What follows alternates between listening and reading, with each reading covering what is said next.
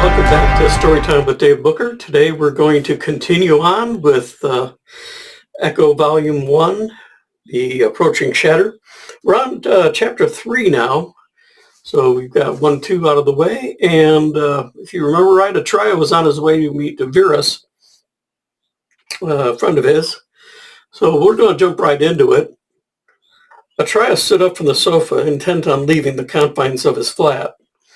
It was the first moment of the day when he felt right, when he felt sure about his actions. He stretched, raising both arms toward the ceiling, calves and thighs tense, lengthening his body and lifting him up.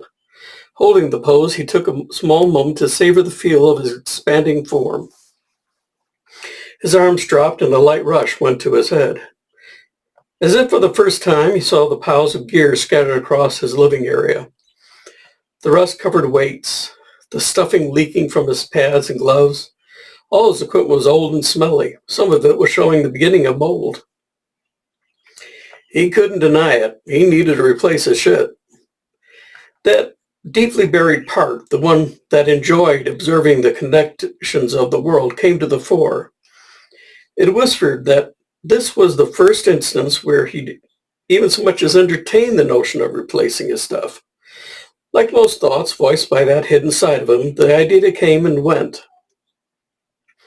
He started getting dressed. The cityscape surrounding his apartment was dangerous, and the clothing he wore was tacit recognition of this. He stepped into an innocuous pair of jeans, ones chosen for their mobility. The elasticized fabric didn't restrict his stride or pull at his hips. He changed out of his t-shirt and slid into a gray-collared short sleeve.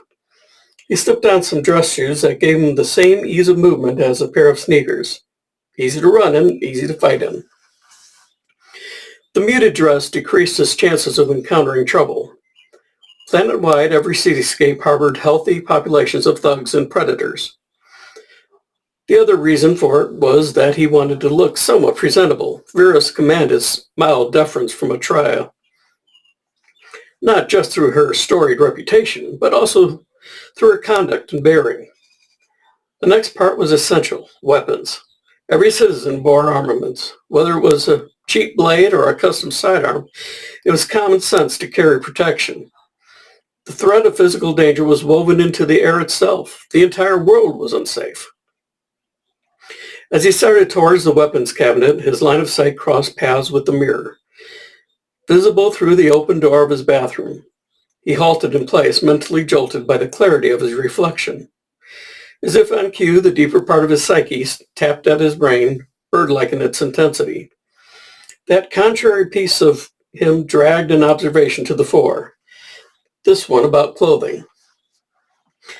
It had been over a millennia since Echo had been colonized, yet the fashion of today was indistinguishable from that of the 21st century of old Earth. Sure, there had been a few tweaks here and there, but lack of change was status quo when it came to wardrobe. Pretty much how it was in most fields, now that he thought about it. Progress was the exception, stagnation the standard. He knew from his reading that within the same length of time that Echo had been settled, almost 1,200 years, old Earth had made enormous strides, not just in fashion, but in every arena. It wasn't as if this knowledge was hidden or obscure. Everyone knew.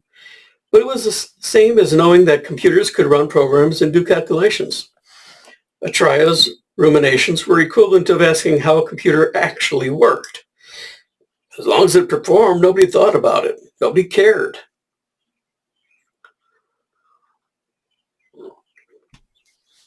Excuse me. If someone had said right then, he would have disagreed. He would have cared. And damn what others thought. His psyche had taken to probing at every flaw, every ambiguity, and showed no signs of stopping. He felt compelled to turn his musings over in his mind and gaze at them from different angles, study them with the full absorption of a jeweler scrutinizing a precious gem. He was unable to shake the feelings that there was something exotic and wondrous at the core of his thoughts. If he could just see clearly enough, then maybe he'd be able to, well, he shook his head, tensing his mind and quashing his reverie. His contemplations had the unpleasant effect of letting a dazed relaxation take hold. He redirected his focus back to what he was doing and opened his weapons cabinet. Displayed prominently in the center of the hallmark of his job, the coveted neural link-up enhancement. Teammates simply referred to it as a rig, link-up, or L-rig. The cybertech link-up was exclusively used by shooters in the crew.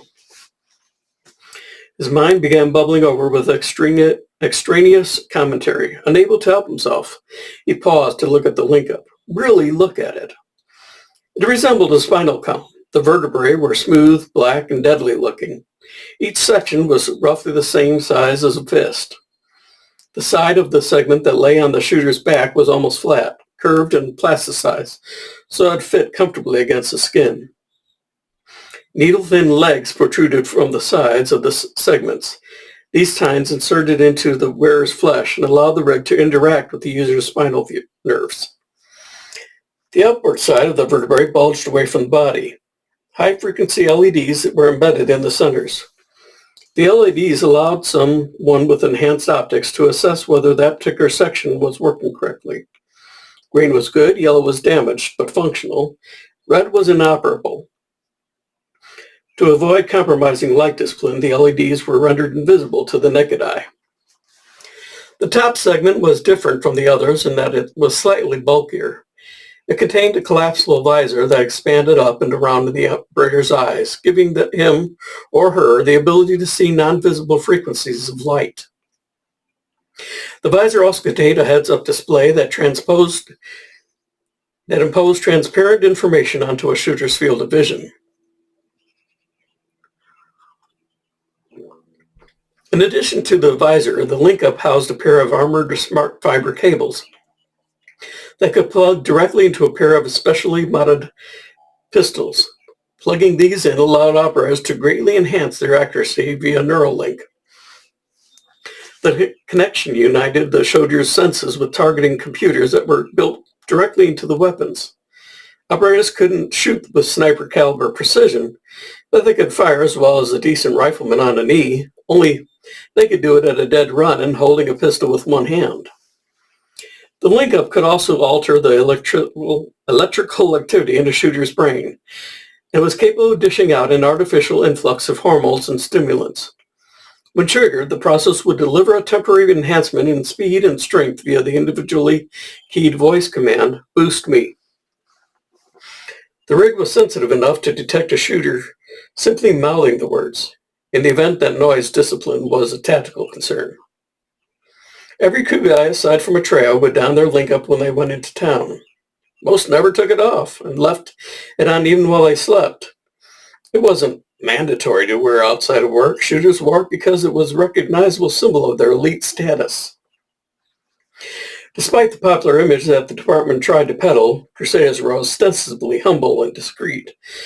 The truth was that they were more like wild animals that loved, no needed attention. When they were off duty, operators would move shark-like through the populace to do the smallest things, eating, shopping, running errands, all the while basking in the lowly civilians' fear and awe. Crusaders reveled in knowing that they exuded a quiet menace, one that was rarely verbalized but still deafening. The majority of them also paid for cheap pleasure hacks and configuring their link-ups to deliver an on-command rush of feel-good compounds. As far as substances went, getting high on a link-up was far more potent than any other delivery method. It wasn't the safest thing, and it wasn't in regs either. These considerations were blithely ignored by operators and administrators alike. Medical techs that were assigned to the crew would devote much of their time to repairing substance-driven damage. They wouldn't say a thing about it, despite knowing that their patients were addicts. Ultimately, it didn't change the fact that the shooters had a shelf life. On the rare occasion that an operator lived to old age, the wear and tear on their nervous systems, not to mention their musculoskeletal tissues, was a guarantee that he or she would end up a cripple. When it came to traditions like wearing this link up off duty, Atriya was torn. A big part of him wanted to merge with the pack. Leave it on. Do it. Don't snow it. How the others do. Drink in the awe of the plotters, a derisive nickname for enforcers who, unlike crew operators, lacked the ability to engage in acrobatic combat.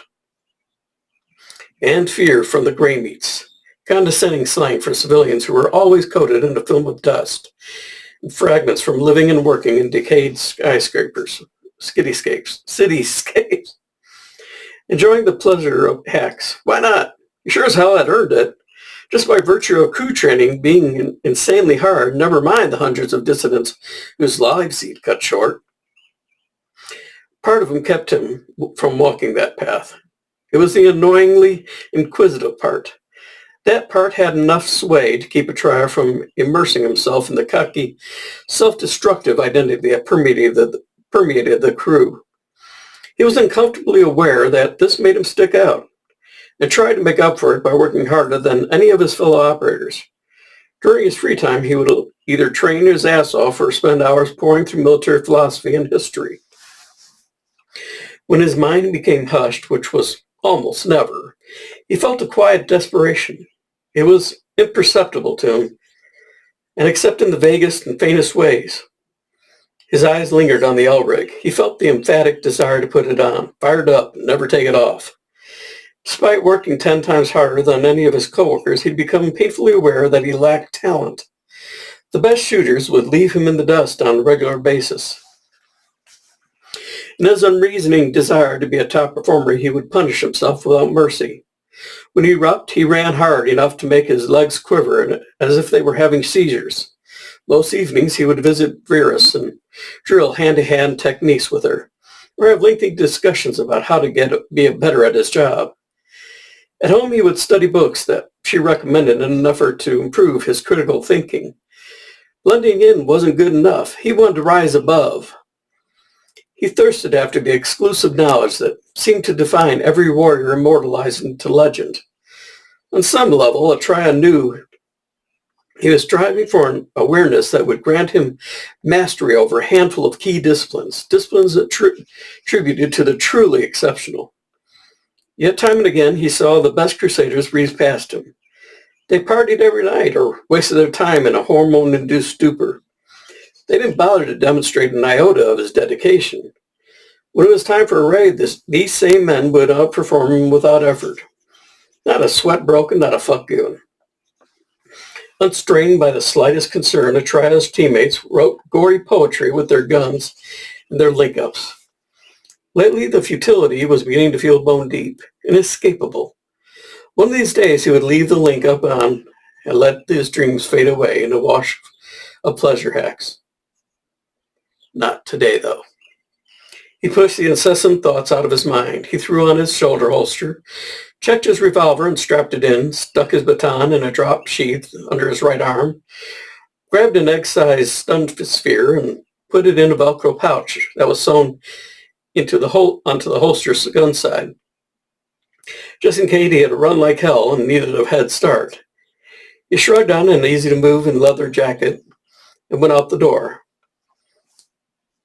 It was nighttime in Cityscape 42. Cityscape covered over half the planet. Blanketing echo was vast stretches of urban buildup. Scape 42 was where Atriya's apartment was located. Light pollution had rendered the stars into faint pinpricks. The only illumination coming down from the sky was courtesy of Ascension and its 4 white dwarf clusters. Their radiance slathered the streets with sterile, deadened cast. The moon city of Ascension was home to the regent, as well as the rest of society's elite. Special authorization was needed to live here. Every one of its residents, by law, was required to undergo mind-blowingly expensive genetic surgery. The procedure imbued their skin with a chalk white color and also a touch of bioluminescence. The light coming off in a censure was proportionate to his or her status. The more money and reputation they possessed, the brighter they shone, both literally and figuratively. Ascension was the heart of the regime, the organized authority that kept things running. When Echo was first populated, people might have used words like government or megacorp or try and describe it, but those were terms of antiquity. Governments and corporations had merged and become the regime within the first century of Echo's settlement. To Atriya, the light from the sky seemed overly harsh, lurid. He couldn't say why, though, and added it to the growing number of things that bothered him. With a vacant sense of surrender, he resigned his observation to the back of his mind. Recently, he'd noted a pattern. He'd see something amiss, it would bug him, he wouldn't be able to say why. Most of his irritation came from the fact that he was unable to articulate the why. After fruitless investigation, he'd bury the observation as deeply as he could, stuffing it into the far recesses of his psyche and hoped that it would disappear. He ignored the inexplicable offense it felt from the moonlight and moved through the great, dusty streets. His attention was still divided, but now part of it was focused on his surroundings. The lizard-brained part of him was busy assessing every person he saw. He paid particular attention to their hands, making sure they weren't armed. A small paranoid voice in his mind nagged at him. Hands, hands, hands. It was automatic. The other half of his attention scanned a sea of tired, uncaring faces and wondered, have people always been this aimless, this run down? A while back he had asked Verus the same question, and she had responded that it was cyclical. Times of stagnation came and went. There had been similar periods on old Earth, eras when culture and progress had nearly ground to a halt. He nodded politely, but had lost interest and switched subjects. That was months ago. Things were different now. He was becoming aware of a growing inability to bury his observations, to forget they existed. It gave birth to a haunting sense of anxiety. He might not always have been able to conscious of it, but it weighed on his spirit like the psychic equivalent of a loaded rock. He knew he was reflecting on things that were above his pay grade. It used to be that he was like everybody else, along for the ride. He used to be focused on doing what he was supposed to be doing and not concerned with asking so many goddamn questions. If he tried to talk with his coworkers about anything that wasn't job-related, he would inevitably garner a negative response. Sometimes it was casual dismissal, other times a scoff or an insult. When he brought up the topic of old Earth or any why pertaining to the existence of the crew, he was treated to blank looks and puzzled stares. Occasionally he'd get a response along the lines of, I swear, Atriya, if you didn't work so hard, we'd beat your ass for asking these stupid fucking questions. The meaning behind the crew? Killing a shitload of dissidents and partying as hard as possible. There's your fucking meaning. End of discussion. Outside of teammates and Verus, he didn't socialize. He had no idea how other people felt about old Earth or anything else for that matter, but he could guess. Watching the faces streaming past him, he got the impression that they were cut off from the same cloth as his teammates. Echo's citizenry was happily oblivious when it came to the bigger picture. They didn't care and didn't want to. His feet made muffled thumps as the blocks passed. The streets were filled with harvesters that had gotten off their shift. They were all committed to one of two activities, going home or getting drunk. Over half of Echo's citizens were harvesters. Everyone else supported them in one form or another. Depending on the assignment, a harvester might end up off the world, collecting energy from the bodies of stellar corpses, or be stationed planetside, working in plants that greedily inhaled power from the planet's geothermic core. Atriya wasn't sure how the power got dispersed, but he suspected that Ascension and the department were allotted a disproportionately huge share. The rest of it kept the harvesters harvesting. His job was to smooth out problems with dissidents so that workers could stay safe, stay undisturbed in their drudgery. Everyone knew their role, and for the most part, everyone knew their place. That's how it had been for over 1,000 years. Aside from dissidents, people didn't ask questions and didn't cause trouble. Not for the regime, anyway. On the streets of Echo, predatory activity was accepted as the norm. There were times he wished he could stop thinking, stop observing, stop noticing, stop analyzing, just stop. Being ignorant made life simpler, easier. On Echo, all you had to do was go to work, cling to any pleasures that might distract you from the suffering, and die. Ignorance wasn't bliss, but it sure as hell dulled the pain. Atriya's feet carried him down a gnarled tangle of roads. The escapes seemed perfectly made to get lost in. Their sprawling construction wasn't guided by any grand vision or burst of inspiration. It was all designed to direct harvesters to work sites. The spectra probes uncovered neutron stars, dying volcanoes, and other wellsprings that bled off energy. Construction would start on fresh streets and rails to shuttle workers to the latest fuel source. Old streets would only be destroyed if they interfered with the harvester's commute to the most recently discovered aquifer of power. With the passing of time, layers of aged and obsolete city had piled up like rotted wood. Every escape was littered with turns that cut at steep, nonsensical angles or roads that led nowhere.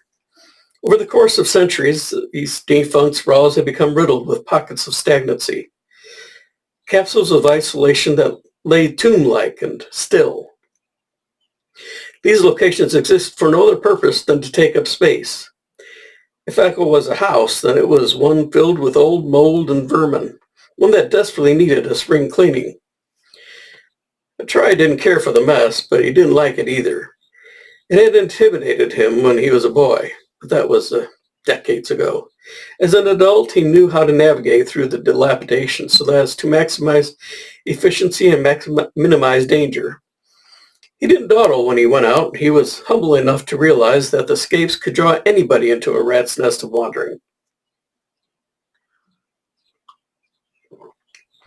He pushed through a muddle of claustrophobically small streets and arrived at an open square. In the center of it, there was a public holo platform that was showing commercials.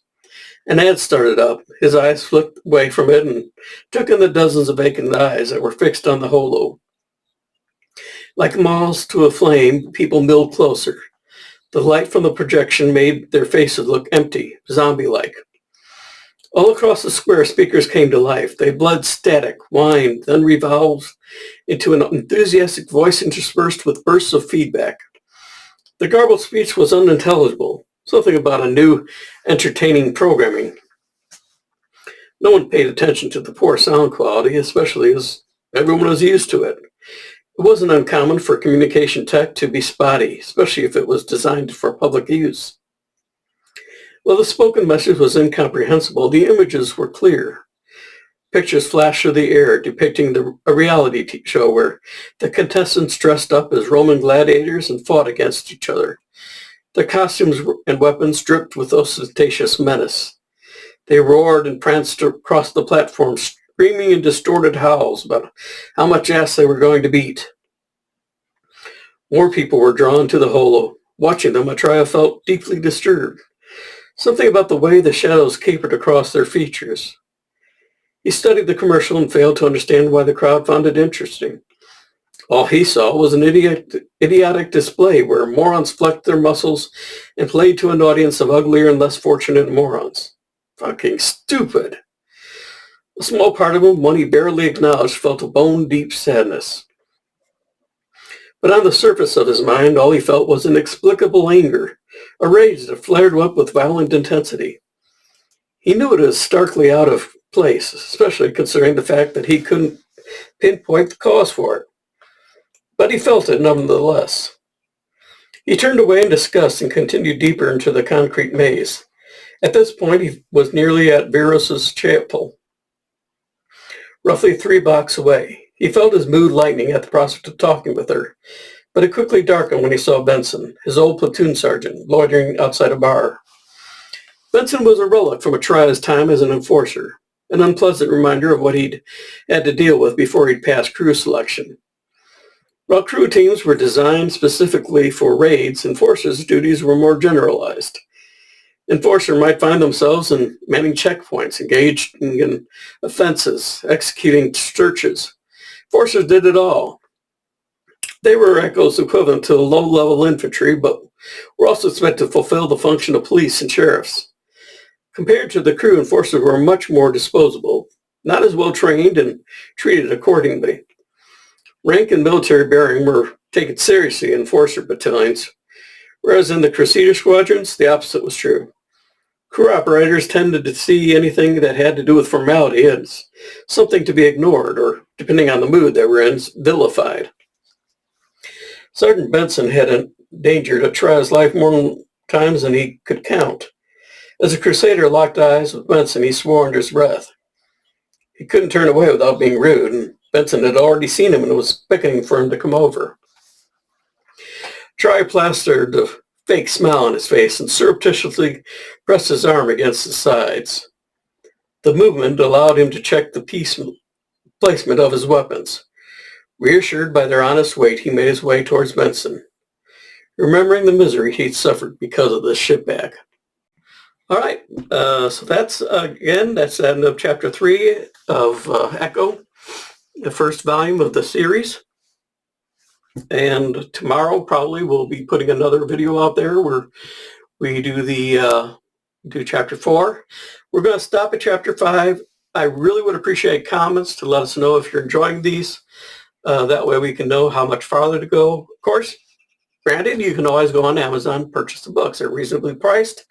I have the link on here, so just click on it, go to the book, pick up. It's on ebook, it's on hardcover, and it is definitely worth getting. So we'll continue on with this for the next couple of days, and then we'll be going over to we'll see what book we want to go to next. And appreciate you coming by and visiting, and hope you continue to come by and continue to listen to Story Time. So thank you again for visiting. We hope to see you again in the next video. Thank you. Bye.